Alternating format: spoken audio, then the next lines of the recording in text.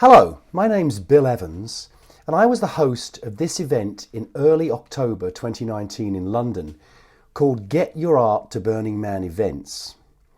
The format of the event and this podcast and presentation is that three speakers, each with a very different perspective on bringing art to Burning Man and events, talk about their experiences. It's both about big art, such as one of the temple architects, as well as more modest-sized art. And the emphasis is intended to help artists thinking about bringing art as first-timers to any of the Burning Man venues. That's including Black Rock City and, of course, any of the regional burns around the globe. We, of course, hope to inspire and encourage you as first-time artists. But some of the things we'll be covering here, some of the speakers will cover grants and fundraising, various tips about that, what it's like to expect to get help from the org, both before the event and at the event, and also certain things to do with crew. Then there'll be a lot of lessons for first-time artists, by first-time artists, on what it's like and things we've learned both the hard way that we can hopefully pass on to you, because it's exactly how we learned as artists ourselves as well. We'll touch on some of the issues around liability, about bringing art to the burn, as well as some of the special circumstances around fire art. And we'll touch briefly on the afterlife of artwork post-Burning Man events. Important to note that none of us today were speaking on behalf of the Burning Man organisation itself. We've just been through the process a few times now and know many people who have, and so we're reflecting on that experience to help you.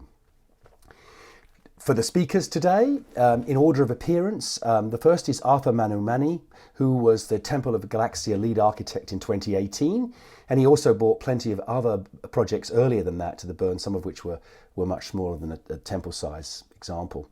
Arthur is a London-based architect and educator. Then there's myself, Bill Evans, and I was a first-time sculptor for the Fire Art Honoraria project camera Lucida, which was brought to Black Rock City in 2018. And prior to that, in 2017, I worked on several other art pieces to cut my teeth and learn from other artists who'd been before. I myself am an ex-Londoner, now based in San Francisco, and I'm an industrial designer, educator, and photographer. Our last speaker will be Locke Sherer, and she was the project lead on the Temple of Tokamak, which was at the Danish regional borderland in 2019. And she's also been involved in numerous other regional and Black Rock City-based art projects. And Annie Locke is a Swedish-based architect, maker, designer, and fabricator. So without any more to do, I'll introduce the first speaker, who is Arthur Mamou. Thank you. Well, thank you so much. Thank you, Bill, and thank you, John. John has kind of gracefully allowed us to be here, and I'm really excited to be talking about Burning Man. Obviously, I'm an architect. The office is not far off from here on Hackney Road, but I'm going to skip everything that I do as an architect and focus really on helping you guys go there, get your art funded, and see what's hard when you do art from here. So this is Tangential Dream. That's an art piece that we did in 2016, and it was during the... Whoa! Yay! So this was the theme. So you know that every year Burning Man has a theme, and they're very keen for you guys to kind of respect that theme. So that's the first thing to know. Galaxia was just a year after. And in the meantime, we did a few projects about the environment and so on. Let me tell you that often they choose also an artist. They don't choose just an art. You have to communicate a certain message that fits what we call the 10 principles. So we do open source software that we distribute as gifts. We do kind of open source robotics and so on. And so I think it's important that you also describe yourself in a way that fits those principles. And I know Burning Man and Katie told me that they chose the art, but they also chose a sort of a common vision. It didn't start with the big stuff. I'm a teacher at the University of Westminster on Baker Street, and I always mention to the student that if I involve them, they will learn, right? So if they come with us, and if we find some kind of playground to build real stuff, it'll be a bit less theoretical, and we'll get to build. So we ended up building in London, of course, but most importantly, we discovered that there was a grant out there and that we could fundraise and build stuff. So we called it Entrepreneurs, Makers, for digitally crafted, crowdfunded pavilion and so on. And we started sharing information on we want to learn, because we were learning, my colleague Toby and I, we'd never been to Burning Man. I had never gone to any sort of kind of event of that sort. So I was, we called us a virgin, and all my students were virgin. But we were very attracted by these principles. And I think as architects, my parents were, I'll say it, they were hippies, and they taught me all these kind of values of self-expression. And there's also a kind of, strangely enough, paradoxically enough, an environmental agenda behind Burning Man, which is the leaving no trace and the radical self-reliance and so on. This is the founder, Larry Harvey, you probably know him, and he said those words, "I elevated passions into duties." And I thought that was really a beautiful message. It's almost like, it's the opposite. Usually you're passionate, you're dutiful, and then you become passionate. And then that was the kind of twisted message, which I find really nice. So this was my partner in crime. We still teach together with Toby. We gave a TED Talk. So yeah? I just realised we're not broadcasting the part of the technology. I realised we're not broadcasting the screen. So give me a second. So I apologise. Can I speak? Yeah. Okay, great. So this is a TED Talk I gave about also bringing art to Burning Man. If you want to see it, it's hard to see. It's full of dust in the spirit, and we were pretty tired. But it might be an interesting continuation of that talk. Okay, it says not happy, but I can click here somehow. I'm sorry about this. Cool. Try that. Brilliant. Yay. Okay. So our students are basically broke. They're architecture students. And so we were very keen for them to maximize inexpensive geometries.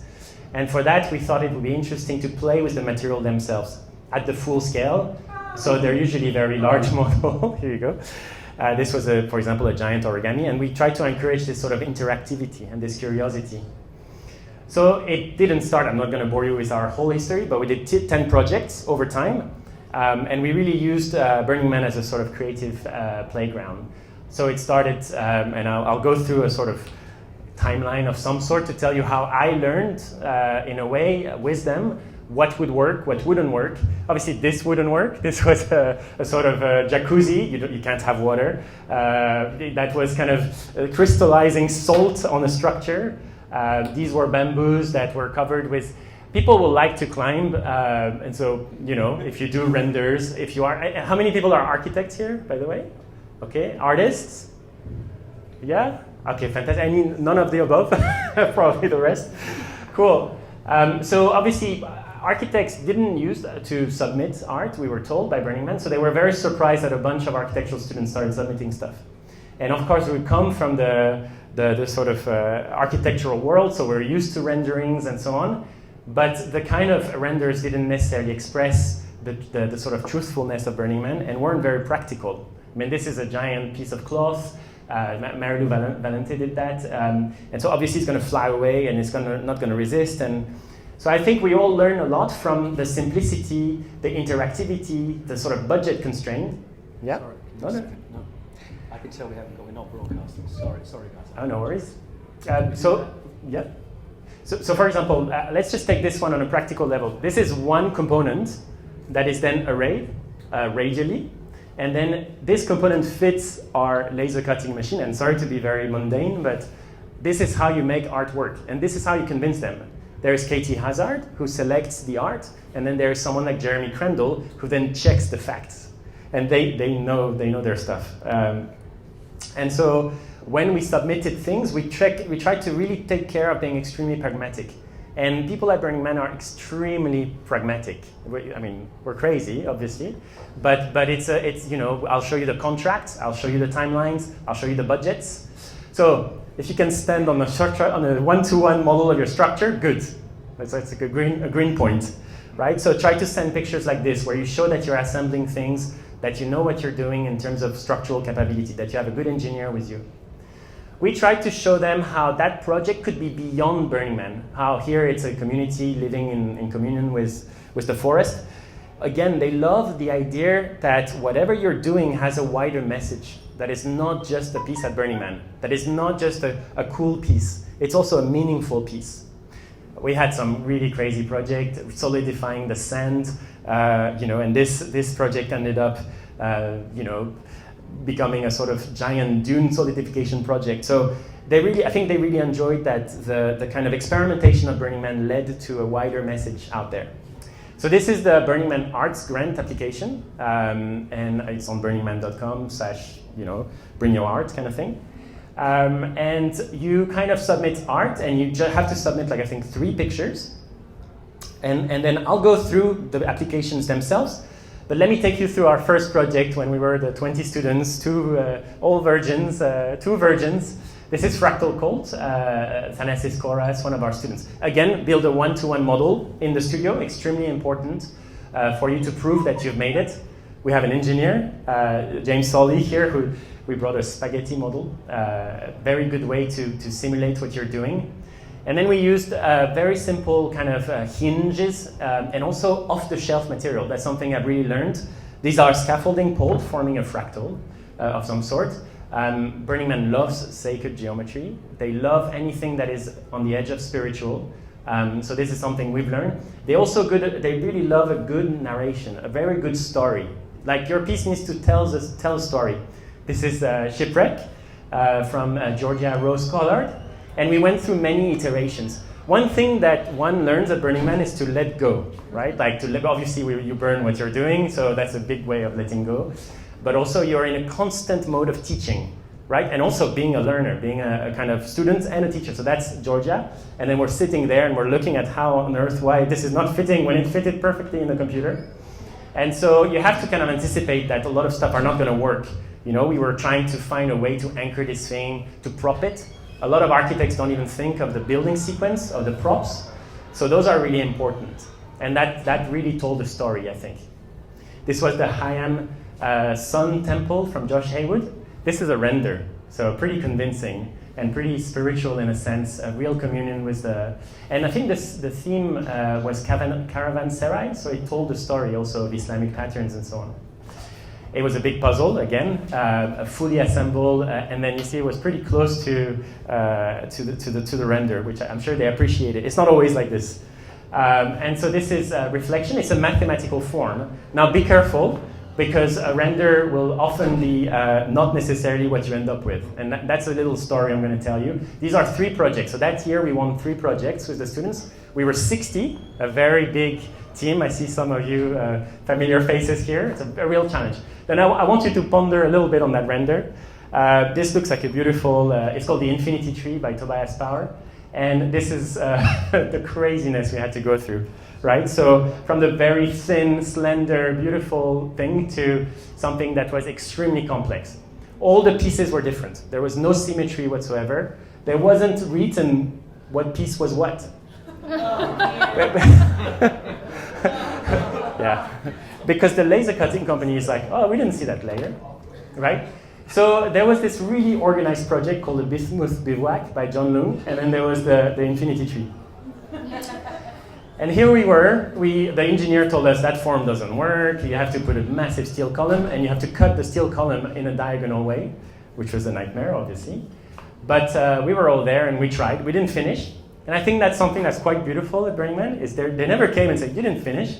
They're like, that tells a really nice story, right? Like, that's kind of, it took a life of its own in some ways. Although we were exhausted and we were just like depressed, but we learned a lot. I learned that digital fabrication is not always the answer, that you have off-the-shelf products, and it's very important to respect that. And so that project was built next to us and was a charm, a treat, because it's off-the-shelf 2x4 timber, slightly offsetted, to form this really beautiful cube. Extremely sturdy, because people are going to destroy whatever you build. They're not ill-intentioned. It's a playground. It's a playground. So people are just going to go there and kind of, do their thing. And so it was really a kind of interesting story. I don't know if you can see the image, and then you see the kind of props that you have to the side. So let me take you through a grant submission. This is the letter of intent for Tangential Dream. Check this image. So then they select you, so you have a letter of intent, then they select you for an actual submission. So this is happening soon, keep an eye on the website. This is then the second submission. So you see, the second submission you start with the art, then you start to get a bit more pragmatic, you consult an engineer, and eventually that's what got built, right? you go through a lot of contractual stuff. So you have the insurance, obviously. I have an architectural company, a limited company, so perfect, because I can kind of get a limited company professional indemnity. So very important that you know that. And then you have spaces. So if you want to build there, this is the generator. It's a space in Reno that you can kind of use. It's part of the community. It's funded by Burning Man. And so we had to think of a way to get the pieces there and cut them really fast. And then the assembly sequence is as important as design. I think a lot of people think design is mostly the conceptual phase, and I think that's a big risk, right? This is design. Assembly is design. To me, even the fundraising is design because it informs what you're going to buy. So I think Burning Man community appreciated that piece, especially because people were writing things on these tangents, and there was a real spiritual notion to it. So that's the temple, and the temple is a very, very special place. It's a place where people mourn. It's that's the city, and so it's very far from all the dancing and so on. And it has really, really emotional messages that they connect you to other people. And Galaxia was really telling that story. I'm gonna talk over myself, but basically the idea was to connect that very flat land to the galaxy and create a sort of spiritual link. I can hear me say the same thing. This was our crowdfunding campaign. Obviously, you need to crowdfund everything.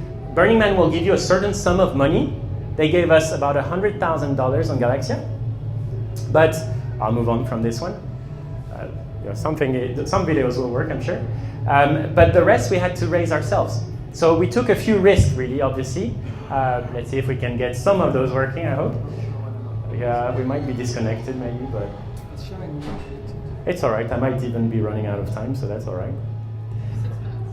6 minutes left. Yay. Okay, so this is the city, and these are the places. So notice one thing is all the hearts around Galaxia, right? Now this is something who went around and stamping things. They were stamping giant hearts around it. Galaxia wasn't a piece by an artist, right? It was a kind of communal effort for the community, and it was a gift, right? So that's how you need to think your art. It's not to satisfy your ego. It's to give something to a community that you love. And I think that's a very important notion. So this was the actual, I've never really shown that in public. This is the submission for Galaxia. So obviously you're part of a collective. They want to know that you're part of a group, that you're not a solo show kind of thing. They want to know what story you want to tell, right? The spiritual story, the conceptual story. At first, does it fit their principles? And then they want to know, are you, can you deliver basically? What's your previous experience? Tell us your building sequence. Tell us, what sort of. So important, very important that you have built before. Join a team if you haven't. Right? Show that you've experienced Burning Man before and that you've experienced a sort of community. I've never shown this before. That's how much I thought Galaxia would cost. $162,000, right? It costed $600,000. Yeah. And so where is that money coming from? Well, it would have come from my pocket. It's quite serious. I say this joking, but I was pretty stressed out. John remembers because I think he met me just before we really got helped by someone really generous, so it is a serious thing. It's not a light decision to go and do art there. You need to make sure you planned it really well. It's going to take all your time as well. So obviously this was something hard to build, 60 meters wide, 20 meters high. So we tried to do it rotationally symmetrical, right? So that all these petals, which ended up being called the bananas, were all the same, so that people would learn. And these were all off-the-shelf timber. So we worked with a very good engineer. You need a very good engineer that told us, put 2x4s here, put 4x4s here, right? These are different sizes of off-the-shelf timber. And then we tried to find a building sequence that is volunteer-friendly, right? Volunteer-friendliness is a concept there, because you're going to be helped by people that are not necessarily carpenters and so on. So we start with the one-dimensional, which is the beams, two-dimensional to triangles. Triangles cannot really escape. They are what they are. Triangles are always triangles. Then we put them flat, and then we fold them. And so in a way, it's like 1D, 2D, 3D, 4D. So we're also telling that story. IKEA manuals. I'm sure you've assembled IKEA. Tell your volunteer in the simplest way, with colors, with whatever you can, how to build this thing. And then practice. Practice together. Build it in a space. Go, if you can, to the space in the generator early to try and build it, with your team. Try to kind of develop that team spirit if you can. Oh no, I've lost all my YouTube video. Sorry. That's all right. I would have been way too slow otherwise. The other thing is we tried to bring a new concept, which is to, instead of having someone digitally fabricating something somewhere and then shipping it, to send the machine very close to Reno. So obviously Burning Man is next to Reno. And then print it. So send the code to someone there who can print. And I think that really brought a new kind of idea of sort of sending files versus sending machines versus sending the thing itself. This was the village. You have to think not just of the art, but also of your camp, your build camp. It's called a build camp. Obviously, the temple has its own build camp next to it, but you will also have a build camp. So you have to think of where is your shop, where are you going to assemble stuff, where are you going to put your decomposed granite, which protects the playa. You're going to have to think of your entire assembly sequence, and then how to anchor stuff.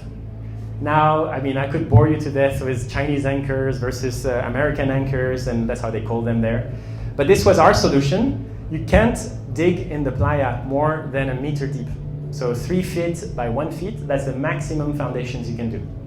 So this was a bike wheel that allowed to take all the kind of forces, outward forces of that project. So it was all held by cables. Right? All tension, and everything here was trying to maximize tensions versus compression, right? So all these members, all the lattice was in tension. The idea was to use as little as we could of members of wood, because we're going to burn it. Obviously, we have a conscience, and then we don't want to burn too much wood. Okay, so now I'm going to bore you even more, which is good because I have 2 minutes left, right? This is a timeline, a Gantt chart. It's called a Gantt chart. I think Burning Man loved this. They were so happy. Every single day was planned, right?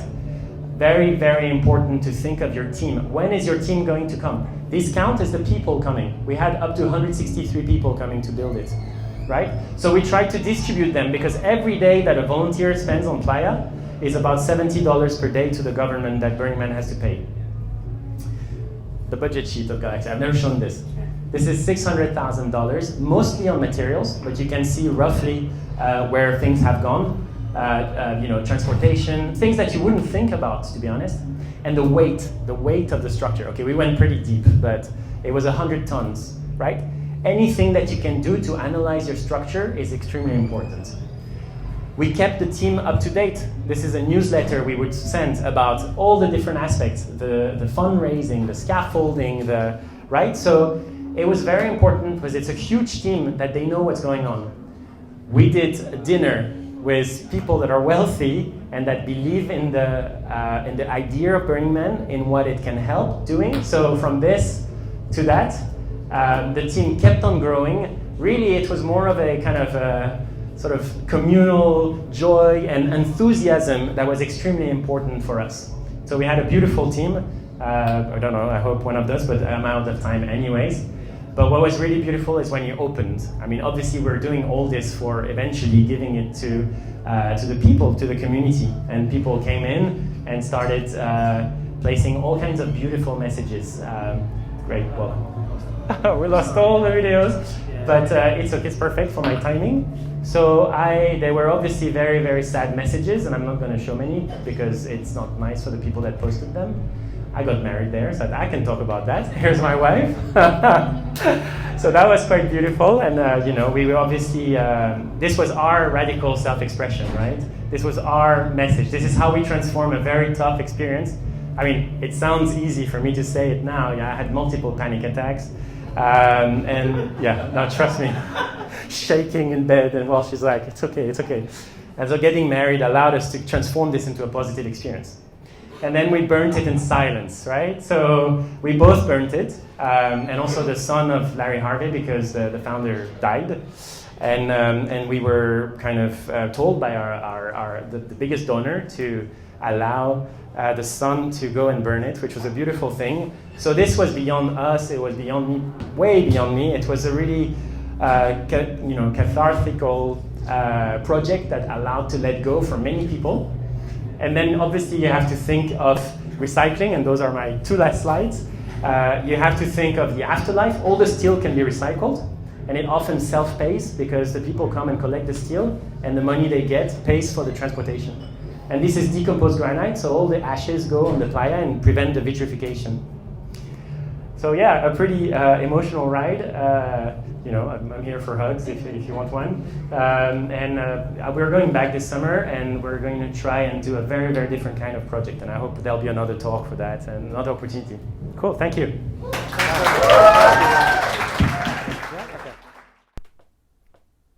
And now, the fire artist, Bill Evans. So I'm going to speak now on lessons I learned from my project and from working on a couple of other projects, and I think it'll be hopefully a useful juxtaposition to Arthur's, because it's a much smaller project which started originally as a single artist vision, but then very quickly becomes a collective to actually build it, and that's pretty much the experience people get. You've got to get volunteers. So it did start out as my idea and my vision, but then you sort of gather things like a rolling stone gathering moss and so on. So hopefully it'll be a good juxtaposition there. I want to apologise in advance for I'm a London native. I was here 30-something years before I went to America. I've been working in San Francisco now for 31 years, and so I'm afraid my accent and my use of colloquialisms, ass versus arse, and which you'll hear why that's relevant, and also things like dollars. I'm using dollars, and Arthur did too. But this is really the experience is more a first-time artist, not because Arthur did not bring the temple first time. So this is much more about the first-time artist experience. I would never have called myself an artist to begin with. I am a photographer, but that's not my full-time profession. But I'd never done a piece of sculpture before. I am a designer, but never done something that you would call art. And suddenly people started calling me an artist. It's a bit like when you're a teenager and people in stores start calling you sir. It's like, wait a minute, am I really that? So anyway, that's, let me just get my notes up here. I need my cheat sheet, sorry. Give me a second. So anyway, moving on. So my project was a piece of fire art, and I'm not going to show very much about this, but I'll use images of construction and so on. And what it did was it took your photograph using fire as the light source. And anyone with any camera could walk in the back, a smartphone, a point and shoot digital camera, this big old industrial pedal, you hit that pedal, you had 4 seconds of light that, unbeknownst to you as the photographer, was designed to fool all the necessary automatic settings in the camera, designed to light against the twilight and effortlessly take a picture for you. So actually we collected very few pictures, but thousands of people, literally thousands of people took their picture with this particular camera. It's called Camera Lucida, named after something I can tell you about later on. And I think the first question to ask is, why do it? Why do a piece of art? And obviously there's lots of obvious things that are known. I'm not going to address those. I'm going to say that one of the things that I learned from doing it was that the crew and the build became the majority of the experience, and where the everlasting, the memories, it's certainly great to go there, but it's such a small part of the experience compared to the camaraderie, the effort, the way you see your communities revolve around you to make something happen. And it is actually quite wonderful. And as Larry Harvey famously said, yeah, you'll find something you weren't looking for, and that's certainly what happened to me. And I think that something that I've learned is that many of the large, more professional-looking pieces come from people that, just like you and I, that wouldn't even call themselves an artist today, perhaps, who went up through various project stages and now produce those things, but started with very modest projects. So some people do one-person projects that take a couple of hours to put up. Let's not forget that, and that art gets placed too. So this is about a bit more. So anyway, now what happens next on this? So the first thing I did was, just like Arthur said, join other projects. Join projects that are interesting to you. You may not yet have an idea of the art you want to bring, or you may have a strong idea.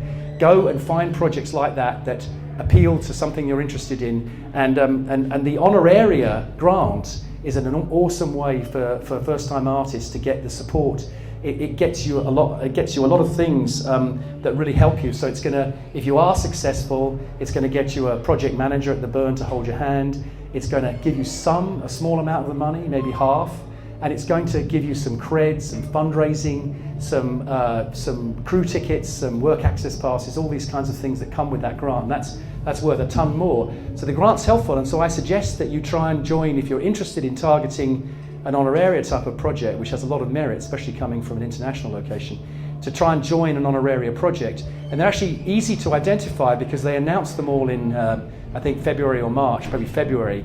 And you could just ping, they have the contact details. If you're interested in joining an honorary project, just ping the artist, explain what you want to do, explain how you want to help, explain whether you're able to help in your own country, whether you're able to help on the playa and so on. And you'll be amazed how people will look at that very favourably.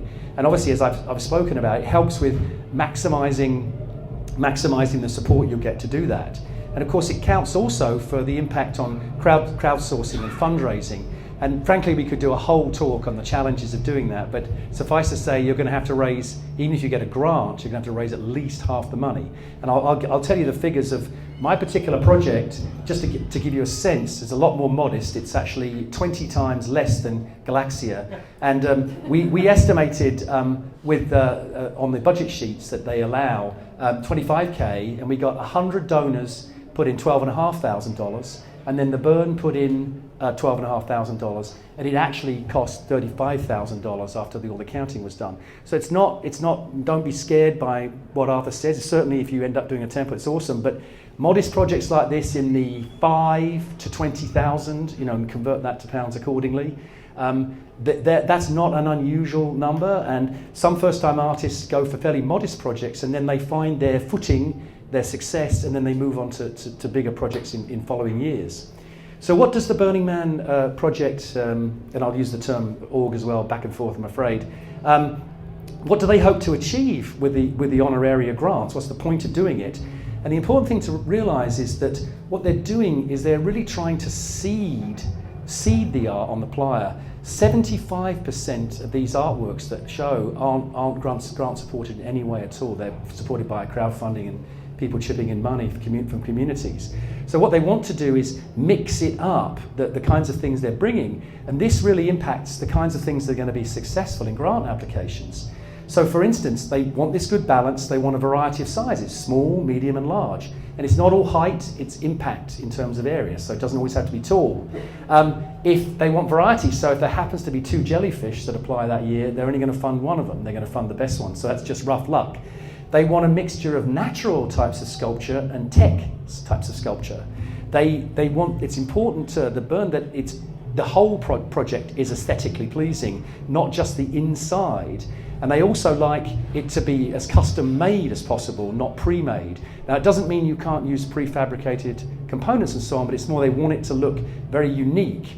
And the other things they do look for is fire art and burns, but there are very special issues around that. So it's interesting to note that the statistics for 2019 for honoraria were 25 out of the 73 grants they gave were fire related. So, and I did a fire art project, not necessarily for that reason, it was just a passion I wanted to do. But the other thing to remember is be careful of projects that you're going to burn, because it takes enormous resources. Every night they have a burn, and they have multiple burns on the later nights of the week. It takes so many resources, they'll only give permission to a few, because they have fire crew, they have all kinds of safety things. It's a big deal if you haven't seen it done. And then the other thing is they want to see that there's the maximum opportunity for people at the event to participate and appreciate the piece. So, for instance, with my piece, I was originally only going to run it for a couple of hours around twilight, because that's where it came from. But then friends who knew better, looked at my application and said, nah, you've got to get more people involved. And so we ran it for 7 hours a night, so 7 p.m. to 2 a.m., 6 or 7 nights. So get it out there. As Arthur said, they do care about the theme, but if you look back on honorarias, actually not a lot of them are theme related necessarily. So don't be put off by theme. If you have a strong vision, go for it. Even if it's a modest project to begin with, Don't give up on doing that kind of thing. As Arthur said, they really do like community-based art collectives, and so banding together with a small group of people, a core group of people that are really going to do the work is a good thing to reflect in your application. And it's perfectly okay for first-time artists. I was such.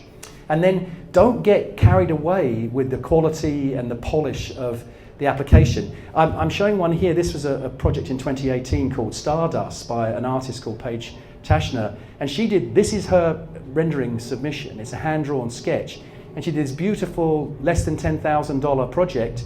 She found her feet. She was a beginning artist, first-time artist. She did a much bigger project this last year called Purpods. I don't know if anybody saw it. It was much more ambitious. She got a grant for that as well, and she's really building up and moving more towards trying to make more public art herself. A tough proposition, but don't be put off by the necessary polish. And of course, play up your international card. The statistics on the screen here, but it's interesting how many of the honoraria grants did in fact come internationally. In the interest of time, how am I doing? So if you do win a grant, you'll get about roughly 50% of your budget covered. And there's awesome templates on the Burning Man site that reflect budget. And I am, for my project, very willing to share all my submission documentation and spreadsheets because I went and hit people up to do mine when I did mine. I'll post them, I may anonymize certain things on it, but I'm happy to do that with all the kinds of documentation that's collected as useful examples for people. And as I jokingly say, their actual costs will be higher, which I'm sure you relate to that. The grant cycle at the org, really Arthur's gone over that. It's an LOI process, then a full application, and then 70 grants. They gave out about 1.2 million in 2019, I believe. And we're not covering global art grants here. That's a different thing. It's not for work destined for Black Rock City, and there's awesome stuff available on the website about that. We just couldn't cover everything we're doing.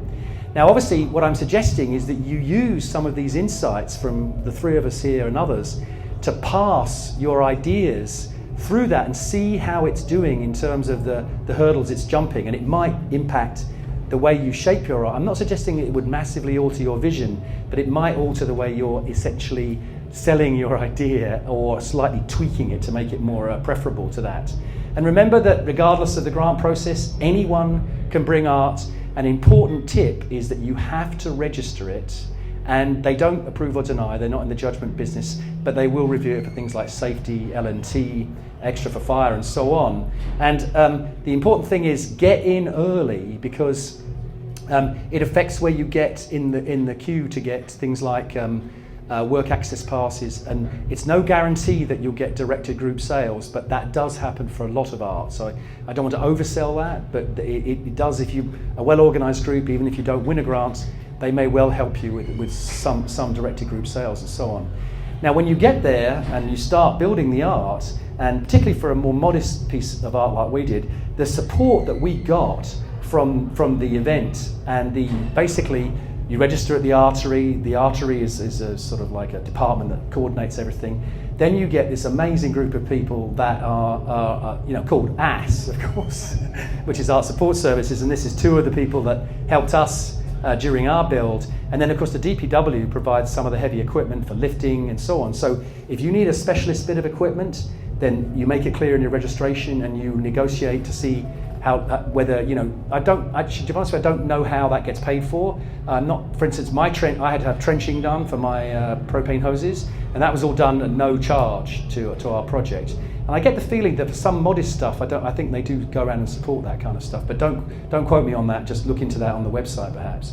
And the looking now through my list, I'm going a bit quick here, I know, but I want to stay on track for time-wise. Here's sort of my top 10, 15 points of the lessons for a first-time artist, is that as you're drawing up your plan, I really recommend drawing in your potential crew, because it's a very soft way for people to start getting involved in a project without having to overcommit. And that's exactly what happened with me. I had this idea. I had somebody I knew did some renderings for me. Somebody I knew helped advise me on the fire art. And then when we won the grant, they just turned around to me and said, I'll do the fire art, I'll do the CAD design. And that's, I think, the way people get drawn in. It's, not everyone's going to do that, but it's surprising when people have some ownership around that, they really start to get involved.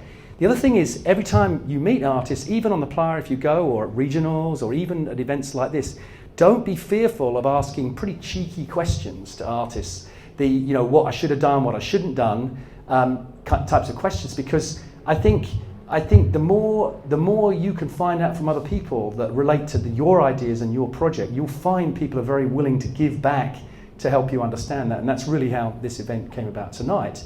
Have friends that are more knowledgeable than you that may not be able to make much of a contribution. Do a reality check. I had friends who were contractors who built homes and so on look at my plans and give me cost estimates. They weren't bad. And of course you have to think contingency for fails. Stuff is going to go wrong as being said, but of course magic happens too. And then I really strongly suggest a wing person. This is my wing person. I got someone to join me for the final 2 weeks, including the build. And this person was with me the entire time, of the work. We actually lived in a bunkhouse together on the playa. But it just made such a difference to have this boundless energy next to me to move forward. 5 minutes. Thank you very much. And then the other thing to think about, and I can talk more individually with people if you like, if we don't have time to go over it, but you do have to think through your personal liability, because the reality is you are exposing to risk. So like if you have, I had retirement accounts, which are personal to me, but they're retirement accounts, and if something went badly wrong, which I hope didn't happen, and you hope doesn't happen, but they can go after that. So do think about the structures you need to do that. And that's important to just separate simple things like your email and your bank accounts. It's free to get an email, and just don't do any sculpture, art related correspondence in your personal email, because then it's attributed to personally flowing through you. And this means that that you'll also have to do things like crew training for fire. I'm going to talk a little bit about fire. You have to have rules and so on, and then get a release signed. It sounds officious, but do a release. I'll put a release up. But the really important thing about liability is it's not about covering your ass. It's about understanding it. Then you have to live and act every piece of your understanding of that, with every written communication, every oral communication, and every leadership example you give. It's about prevention, not about covering your butt. So for instance, we had to have a sobriety rule for running the sculpture. If I'd gone there, showed up drunk, it's like and it's surprising that sort of thing goes on. You've got to be really good at that. So safety is not third. I'm going to go very fast now because I want to get to an important point on leadership. But suffice to say, it always takes longer than you think. Add a month to your plans. On playa, add a couple of days if you humanly can. And I know that's difficult when you're doing it from a distance. By the way, that's my cat, Banjo. Don't be too hard on yourself or your crew. Lead from the front. Don't overbuild. We overbuilt our sculpture. This shot's trying to show how sturdy it was. Think movie set, not museum piece. And that's a really huge revelation, because it affected the weight, it affected the cost. Boy, if we'd have scaled back, it would have been a lot better. Don't craft anything on playa, just assemble. It takes easily 2x or more time to do that, just assemble. Think through the post-burn experience. When you're unpacking, packing up, we made the mistake of splitting over too many vehicles. We didn't clean it before we put it in storage because we were in a hurry. Had to go back and unpack it and clean it and put it back. Think through the logistics of stuff like that. It'll save you a huge amount of effort. And I'll be happy to talk to people afterwards about some of the logistics of working at a distance and the resources you have in the Reno and San Francisco area. I'm going to talk very briefly on a few points around fire art. So I do suggest that before you start fire art, join a fire art project to learn.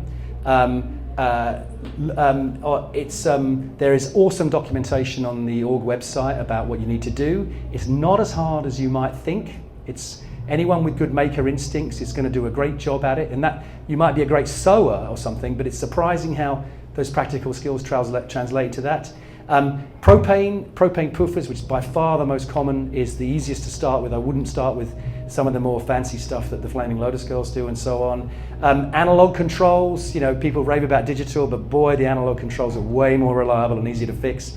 12-volt car batteries. You'll need fire safety training. And we had 2 tiers of volunteers. Core crew that could staff it and were fire trained, and then we had about 15 people volunteered to join shifts and make the whole experience much better for everyone. They didn't need any training. And so it was a really great way of getting a buzz going around the work, and it helped. It was really made the experience for everyone much better. And the last main point I have here to round up is really something I think that does get a bit neglected a bit, which is to do with the importance of leadership in running an art project. You know, everyone talks about artistic vision, but I do think that leadership and understanding what kind of a leader you both are and can be, if you're not there yet, I think it's the next most important thing to consider. And the things that have worked for me is that look at leadership styles, know thyself, figure out what's going to work, lead from the front and by example, and if you screw up, admit it, apologize and move on. Remember that everyone's a volunteer, and it's surprising how many people don't. You know, almost all projects are 100% volunteer. Don't bottleneck decisions. Empower your other people that are helping you with the leads. Help them to understand what to do there, and take the time, even on Playa, to grow people's skills as well, because you'll find that'll really come and pay back. Think through the afterlife of artwork too. That's something I wish I'd done a bit more of. Obviously, if you're burning it, you don't have that issue. But think about where it could go, how that might impact the way you construct it, how you ship it, what trucks it fits in, because it's a great way of earning back fees, and allow you to recover some of the costs that you probably kicked in out of your own pocket out of this. And it really does impact the way you design the product. So this is the Rainbow Bridge. It was done by the same people that did the big flamingo that I helped, so I know a bit more about this. And they are ending up touring the country at the moment with the various events and so on. And that's probably I don't know how many tons that thing is, but they've got it down now. They're in Cincinnati, actually, I know, this weekend. So anyway, thanks very much. Before I hand over to Andy. And now, the Swedish-based architect Locke Sherer. So my name's Locke Sherer, and I'm going to offer a slightly smaller scale perspective from the regionals and also building permanent art. And so I'm based in Stockholm. I'm an architect, and I'm one of the Swedish regional contacts for Burning Man. And I want to talk about what does it take to build a large-scale art project at a regional burn.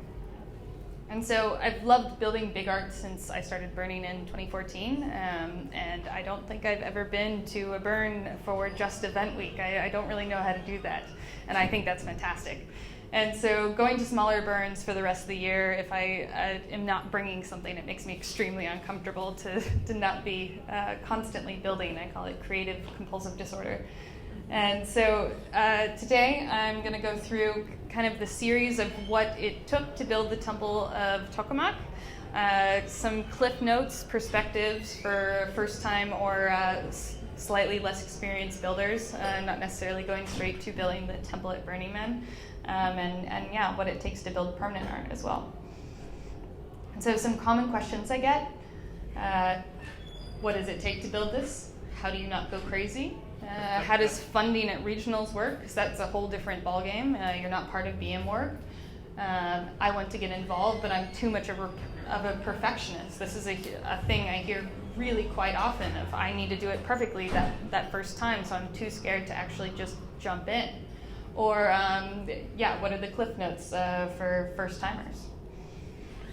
And so as just with Arthur, as he was saying, it didn't start out big. I've been building art for Borderlands since 2016 when I moved to Stockholm. And this is floor play, and it was featured as part of the opening ceremony for the 2016. And then Kineticami was an origami arch that was also featured during the opening ceremony in 2017. And so after doing these two projects, I wanted to increase the scale and build something slightly more ambitious. And so that's why I joined Galaxia build crew. I was definitely not a project manager by any lead. I was just a crew member. But something that's really important is if you're looking to get involved in more ambitious art is if you don't know how to do it yourself, start shadowing people and get involved with these projects. Something I it was really wonderful to be part of this project because my playa name is Mischief. And so I am the typical OCD, very in charge, very on top of things, and it was really great to just join a build crew and kind of be the little helper that would go fix things, but I wasn't necessarily going to have this responsibility as a project lead, and so it was really great to kind of absorb more and learn. And so I've always jokingly, but also not really jokingly, called our regional burn the Borderland, which is 3,500 people. I've kind of called it a camping trip. And the reason I've said this is because obviously it's not just because of the lack of dust and the harsh weathers and things.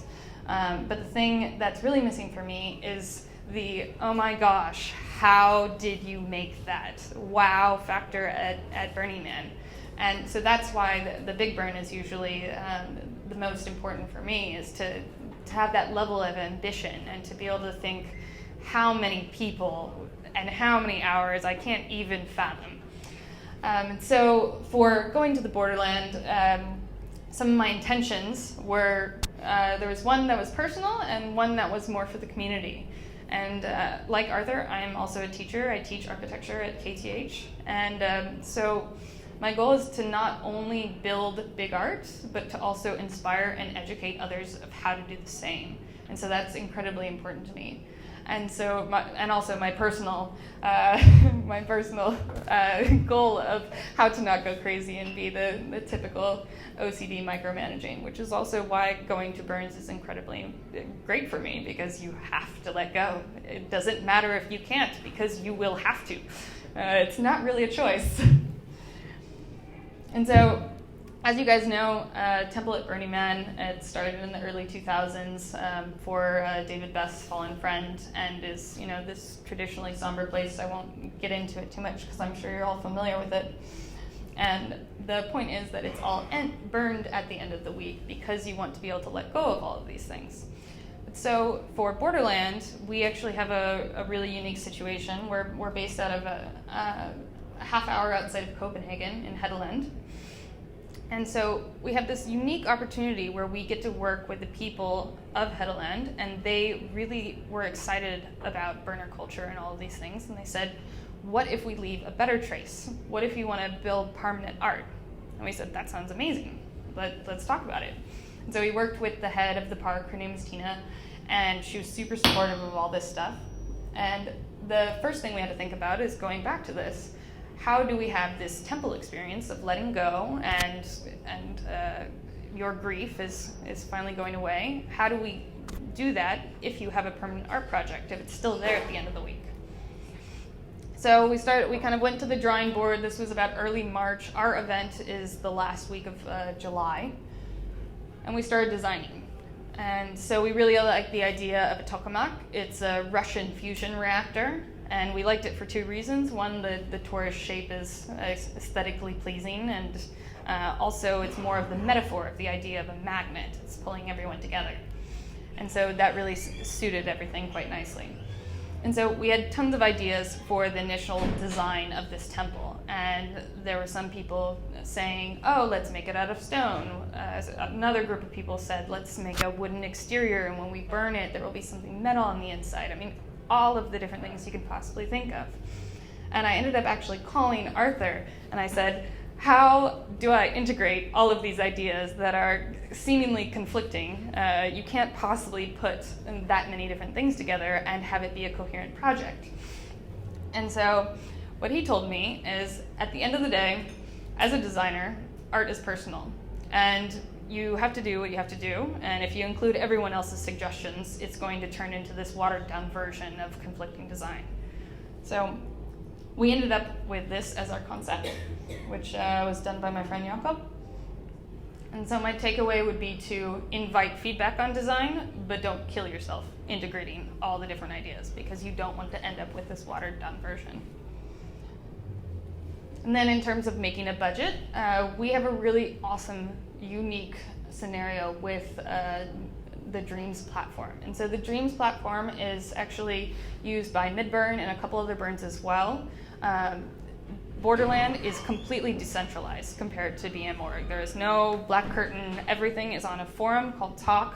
If anyone wants to look it up, it's talk.theborderlandpuntaset.se. Sorry, my Swedish slipped out. But the Dreams platform works so you have 45% of all membership sales go to funding art. And everyone gets, as part of their membership, you get 10 votes. It's basically like crowdfunding, so to speak. And so you get a little heart or a grantling. There's all these different ways to call it. And that's the equivalent of about €4 each heart. And so everyone posts on the Dreams page, and they say, I have an idea. I want to do a Sputnik, or I want to do a fuck your music, or whatever all these dreams are. And you post your minimum and your maximum and kind of your basic details, and you can scroll through, and whenever anyone gets their membership, you vote on what you would like to be funded, and your money does get allocated there. And also in the idea of decentralization, we also have this kind of joking but also incredibly practical budget monster or restricted items monster. So everyone goes through and checks all these streams. They look at all the budgets because it's decentralized, and if anyone sees, like we have a rule that you can never have more than 20% of your budget be for transport. So then if there's more than 20%, then someone says they startle the transport monster. And it's actually up to the other borderlings to go check it and see, is this in fact true? If not, then I'm going to calm the monster. And then everything gets checked. And so it's not 10 people who are going through hundreds and hundreds of these applications. And so one of the things for us was quite tricky of, do we make it permanent or not? At the end of the day, we decided we wanted to make it permanent, and this is kind of what our dream grant ended up looking like. And if anyone wants to look at it, it's also on dreams.borderland.se, and all of the dreams are. So we really make a point of having everything be completely available online, open source, etc. And so you write a bit about the economy, the description of the concept, you do some renderings, and this fine line of how much do you design, because you don't want to design too much. So if you don't get funded, then you start resenting the fact you did all this work. But you also don't want to design too little and then not get funded, because you do have to appeal to other borderlings and say, this is a project that's really going to work. So in terms of making a budget, this was quite tricky, because I was also torn between, do I make this permanent? Is it going to burn? I don't know. Or at least when the budget was being created, that was still unknown. And so in total, we had the budget of about 150,000 crowns. That is Swedish crowns. That's about 12,500 Great British crowns. So notice things like the 5% contingency of 13,000 crowns, things like that. You obviously have a lot of things at this stage that you don't know what's going to go wrong, but you have to plan for things going wrong. And so my takeaway would be, it's this fine line of how much do you design. You want to make it accurate, but you don't want to make it overly precise, because you still don't exactly know what's going to happen yet. And for reference, this is in about April of before the July event week. So recruiting. I had a lot of great connections, because I've been going to Burns for many years as the project lead, and I call Louis my work husband. He was also helping with design. We had some parametric assistants. James, who also did Galaxia engineering, he did some finite element analysis for us, which was super great. My partner, beer pipe guy of I'll hit things with a hammer until it works, which is always incredibly useful person to have on a project. And we had some renderings from PAX. So this was super great. I was really excited about this team. But the only problem was, I was the only person who was planning on going to the Borderland, and the only person who was based in Stockholm. So, takeaway, make sure you have a good design team who is local to the prefabrication and also going to the actual event themselves. Because while they were super willing to help out, they just weren't local, and about 85% of the project was going to be built in Stockholm before the event week. So it was incredibly important to have that sorted out. So another thing that's important is having kind of budgeted downtime and bonding. So I had I talked with a couple people who've been building other large art at Borderland before, and I said, do you have any advice? And they said, build a scale model. And I'm pretty organized, and I said, well, I know it's going to work. I've already done all the calculations and etc. And they said, it's not for you, it's for them. It's for everyone else on the build crew to start to figure out what is the process, what is the order of operations, how does this all going to work? Because you've been orbiting around this in Rhino for God knows how long, but they haven't. And so it's getting people to start to take ownership of the project themselves. And so I thought that was 8 minutes, perfect. So I thought that was incredibly good advice. And so we ended up building this scale model with our budget monster. We printed him out. And so my pro tip would be to say, build a scale model even if you know it's going to work, because it's not for you. Also, in terms of me being my typical mischief OCD-ness, is because there's the unschedulable, in order to not get overwhelmed by it, to schedule the unschedulable. So we really made sure to plan in a bunch of downtime into our build project, like making Tokamak crew necklaces and things that were much lower key like that, and having pizza and beer and just relaxing, because as Bill was saying, they're volunteers. I know it's definitely tempting every once in a while to be like, get back to work, and with the whip and stuff, but you're like, no, this is supposed to be fun, right? So that's incredibly important. So pro tip of scheduling in low intensity activities. Transport, as I think Bill also said, weight is definitely something you don't necessarily think about. So we ended up having 1 kilometer of wood and 450 kilos of metal piping. And in my head, I think, okay, that's fine. You just will need to rent more trucks.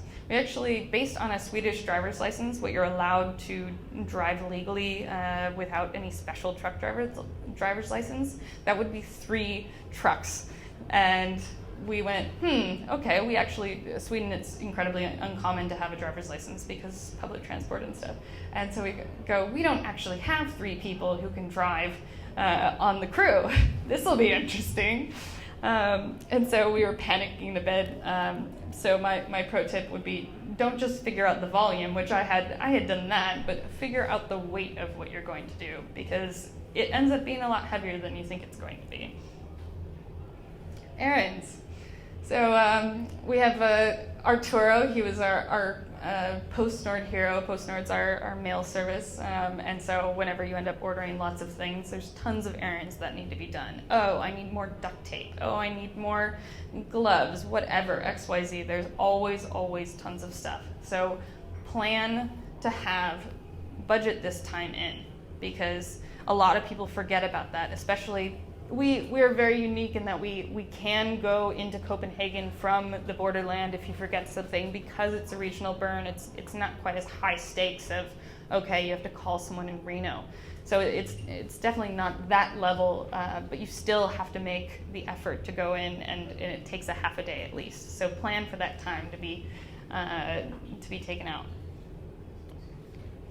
So I'll go through a couple pictures of our prefabrication. This is our studio Blivanda. So Blivanda is in Stockholm. It's kind of a burner hangout space, and it's made of 3 different areas. One is Studio Beta, which is a co-working space. We have Studio Tau, which is the maker space where all of this is made. And then we also have the Node, and the Node has been running since 2015, and that's kind of where you have Massage Mondays and Free Flow and all these other free events. And so this is our building, and they very generously were super supportive of letting us prefab it there, and that was fantastic. And we had to coat everything in char vitriol, which I'm sure I'm butchering, but none of you guys except Ira are Swedish, so you don't know. But so it's basically this tar that you can paint on boats or things like that to weatherproof. And this is what we ended up choosing to. There were 7 permanent art projects at the Borderland, and we all decided we're going to have kind of this uniformity. So when we leave these structures at Headland, they're all going to have this same vibe. And I was a huge pain in the butt about this because I realized I started counting back from, okay, if we want the paint to be dry by the time we load, and so I say, okay, back to build week, and then it takes 2 to 3 days to dry, then we need 2 coats, and you start counting back, and you start to realize, oh, this is actually coming really quickly. And also painting a kilometer of wood actually takes quite a long time. So luckily, I just decided I'm going to be kind of the pain in the butt on the build crew, and everyone's gonna, they'll thank me for it later, because a lot of people were suggesting, oh, we'll do it on site, it'll be easier when we have more people. But also we don't have lots of shower access and things like that, and it gets all over you, and you need, like either some butter or paint thinner or whatever to get it off. And so I'm really glad that we ended up pushing through, and we had kind of a painting party until 2 a.m. one of the nights, but we got it all done. So that was super fantastic. But my takeaway would be, don't underestimate how much it takes to prefab and also weatherproof this wood. Another takeaway, share your passion. So the guy on the left is XL Big is where we got all of our wood from. We were talking about our project, and we actually ended up saying, hey, we're building this. And he said, it looks like a Burning Man project. And we go, actually, it's a regional burn. And he goes, I'm a burner. And so he got super excited about it. And then the guy on the right, he was our truck driver, who we were loading in the pouring rain, and he thought we were nuts because we have our shirts off because we're just soaking wet and running back and forth, and I have purple hair, and he has no idea what to do with the situation. And he ended up saying, okay, I'm going to come to the borderland and I'm going to come help you build. So the important takeaway is to share your passion, because you don't know who you'll connect with and who you might inspire to come be a part of this. And so this is when we had the truck going in and some fabrication. There's a lot of sleeping as well because we worked quite hard. And then when we got the inner ring up, we also poured 3 pallets worth of concrete. That's quite a bit. Another good takeaway, construction tolerances. Despite the fact that I am an architect, I forgot to put in construction tolerances on this lampshade, which is kind of a pain when you put up 95% of it in the pouring rain and then have to take it all down because it doesn't match up. So, whoops. But what we ended up doing is just saying, the takeaway, construction tolerances, they're a thing for a reason. Don't forget them. And one of my final takeaways is going with the flow. So my last story for tonight will be when we were about to do the tower lift, and we were going to it was only going to lift it a couple meters up. It wasn't too big of a deal, but we already had the variable reach, we had the appropriate arm, everything was all set up. And as we're getting prepared to do this, one of my friends walks up the hill, and he says, so there's about 200 hippies on their way up here to initiate the temple. And I'm like, no, we can't do this because it's a construction site. We're about to do a lift. Like, actually, I'm not kidding. The site has to be cleared. And he goes, whether you like it or not, there are 200 people coming up here to initiate this temple. And I'm like, okay, don't panic. Control freakness is kind of coming out now. So I take a second and I kind of go, okay, this is the part where I learned to let go. So what we ended up doing is let's see. Oh, is the video gonna play? No. Damn it. Well, we lost the video. But you can switch Wi-Fi networks to the other one if you want. yeah. It's the last 4 slides, but well, but basically what we ended up doing is we turned it into an opening ceremony, and we said, everyone, we want you to be a part of this, and we want you to all lift up this temple, the inner tower. And it was absolutely fantastic because instead of having a VR do it, we had 72 people lift it into place. And it was actually a quite meaningful experience for everyone to really kind of kick off the temple being completed. That was, besides the lighting, that was the last thing to be put in place. And yeah, this was our successful tower lift. And my takeaway would be to say, you might have a great plan, but there might be a better plan. And then here's some final pictures of when it was done. We wrote on rice paper. Instead of writing on the structure and then building it, we wrote on rice paper and then put it in the center, in this thing of water in the altar. And so that was their way of kind of letting go of what needed to be let go. Yeah, and so that's a better picture of the altar. And it actually created this really nice mirage of rice paper that was half dissolved, but you could still kind of see what everyone was going through, and it really had a nice sense of connection. And so in the end, what I would say is something that's really nice about this is at the very end, we took a crew picture, and I got shushed when we were just taking the picture. We were too loud, and they said, "You know what this is? This is a temple. This is a quiet space. You need to be more reverent." I said, "Oh, I'm so sorry. I didn't know." And so we took the crew picture and ran away very quickly. So it was great to see that everyone took it as their own, and within a couple hours they had made it. It was no longer ours, which was fantastic because I had no vision of ego of wanting this to be mine in any way. And so my advice is to say, burner spaces like Blivanda, these maker spaces, these are incredibly important, because if you don't necessarily know what you're getting into, or if you want to start a project and you haven't had the guts or the organization or whatever it is to jump on a project like I did with Galaxia and figure out, just have passive learning. And by being a part of all these projects, I don't think I realized how much I had learned through all of that until when I was building Temple of Tokamak, because I would always go back and go, oh, we actually did that for Galaxia. Let me integrate that into this. And so it all ends up, regardless of how much you realize at that moment, but much later it will be incredibly important. So what I would say is, if you're not ready to take on your own project, then hang out at makerspaces and start just absorbing. There's people who are building amazing things, and they're all incredibly inspiring. So, thank you. That's all from this podcast. Thank you very much for listening.